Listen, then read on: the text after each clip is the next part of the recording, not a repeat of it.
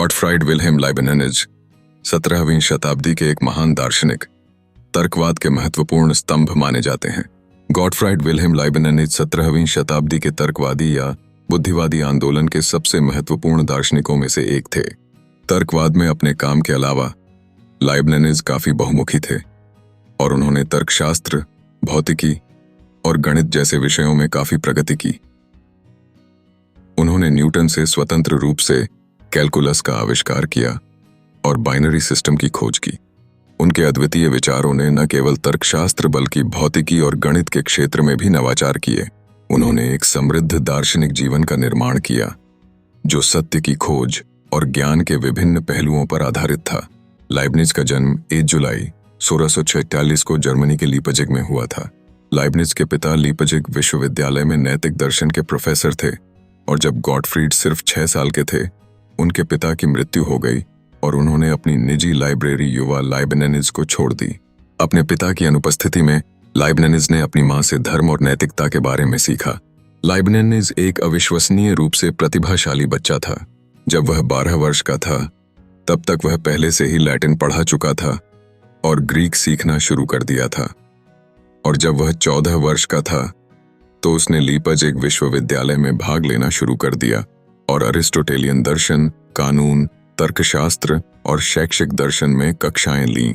जब वे 20 वर्ष के थे, उन्होंने अपनी पहली पुस्तक Owen and the art of combination प्रकाशित की, जिसमें उन्होंने दावा किया कि ध्वनि, रंग, अक्षर और संख्या जैसे बुनियादी तत्वों के संयोजन सभी खोज और तर्क का स्रोत हैं। कानून की डिग्री के साथ दूसरे स्कूल से स्नातक होने के बाद उन्होंने आगे शिक्षा का पीछा करने के बजाय रईसों की सेवा में काम किया। उन्होंने इस पद पर कई प्रकार के कार्य किए थे, जिसमें कानूनी सलाहकार और आधिकारिक इतिहासकार के रूप में कार्य करना भी शामिल था, और इस हेतु उन्हें पूरे यूरोप में बड़े पैमाने पर यात्रा करनी पड़ी। अपनी कई यात्राओं में लाइबनिज ने यूरोप के कई सबसे महत्वपूर्ण बुद्धिजीवियों से मुलाकात की। साथ ही साथ वे अपनी गणितीय और आध्यात्मिक अवधारणाओं पर काम कर रहे थे।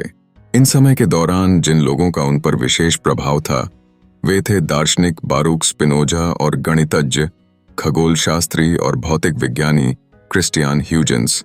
लाइबनिज के सभी कार्य, खासकर गणित में उनके कई योगदानों से लेकर उनके विशाल और समृद्ध दार्शनिक कार्य तक, सत्य पर जोर देते हैं।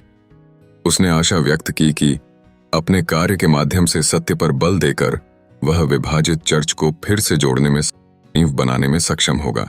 लाइबनिज के अनुसार ईश्वर हमेशा सर्वोत्तम को चुनता है। उन्होंने जीवन और ब्रह्मांड में तर्क और व्यवस्था की खोज की। लाइबनिज ने अपने कार्यों के माध्यम से ज्ञान को एकीकृत करने की कोशिश की और विभाजित चर्च को पुनः एकजुट करने की आशा व्यक्त की। उनकी सोच ने दार्शनिक और वैज्ञानिक समुदायों में गहरा प्रभाव डाला, जो आज भी विचारों और तर्कों की खोज में सहायक हैं। The main principles of Leibniz philosophy, अर्थात लाइबनिज के दर्शन के मुख्य सिद्धांत। लाइबनिज की तर्क की समझ के साथ मूलभूत सिद्धांत हैं। पहचान या विरोधाभास का सिद्धांत, थ्योरी ऑफ आइडेंटिटी और थ्योरी ऑफ कॉन्ट्रडिक्शन। यदि कोई प्रस्ताव सत्य है तो उसका निषेध असत्य होना चाहिए, और इसके विपरीत यदि कोई प्रस्ताव असत्य है तो उसका निषेध सत्य होना चाहिए। पर्याप्त कारणता का सिद्धांत, थ्योरी ऑफ सफिशिएंट रीजन। किसी भी चीज के अस्तित्व में होने के लिए, किसी भी घटना के घटित होने के लिए या किसी सत्य के होने के लिए एक पर्याप्त कारण होना चाहिए। हालांकि यह कभी कभी केवल ईश्वर द्वारा ही जाना जाता है। अभिन्न की पहचान, आइडेंटिटी ऑफ इंडिसर्नेबल्स, लाइबनिज का नियम।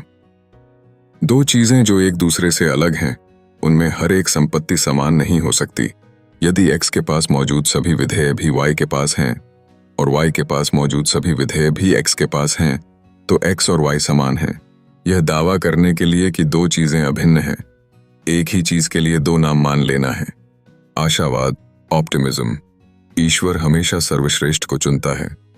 लाइबनिज ने अपनी 1710 की पुस्तक थियोडिसी में धर्म और दर्शन को एक साथ लाने का प्रयास किया, यह मानते हुए कि ईश्वर, जो सर्वशक्तिमान और सर्वज्ञ है, कभी भी एक ऐसी दुनिया का निर्माण नहीं करेगा जो अपूर्ण हो, या एक ऐसी दुनिया बनाने का विकल्प न हो जो अपूर्ण हो। जब एक बेहतर होने की संभावना मौजूद हो। लाइबनिज ने निष्कर्ष निकाला कि यह दुनिया सबसे अधिक संतुलित और सर्वोत्तम संभव दुनिया होनी चाहिए। पूर्व स्थापित सामंजस्य का सिद्धांत, प्री एस्टैब्लिश्ड हार्मनी थ्योरी। पदार्थ केवल स्वयं को प्रभावित कर सकते हैं, हालांकि सभी पदार्थ, चाहे वे मन या शरीर हों, एक दूसरे के साथ परस्पर क्रिया करते हैं। यह परमेश्वर का परिणाम है कि उसने सभी पदार्थों को पहले से एक दूसरे के साथ तालमेल बिठाने के लिए क्रमादेशित किया है। पूर्णता, प्लेनिट्यूड, हर संभव दुनिया में सबसे अच्छा, हर वास्तविक संभावना को एक वास्तविकता बना देगा। निरंतरता का नियम, लॉ ऑफ कंटिन्यूटी। लाइबनिज ने निरंतरता के अपने नियम में कहा है कि प्रकृति कभी छलांग नहीं लगाती। लाइबनिज का दावा है कि सभी परिवर्तन मध्यवर्ती परिवर्तन के माध्यम से होते हैं और चीजों में अनंतता होती है। निरंतरता के नियम का उपयोग यह साबित करने के लिए किया जाता है कि कोई भी गतिपूर्ण विराम से नहीं आ सकती है। धारणाएं धारणा की अन्य डिग्री से आती हैं, जो नोटिस करने के लिए बहुत छोटी हैं।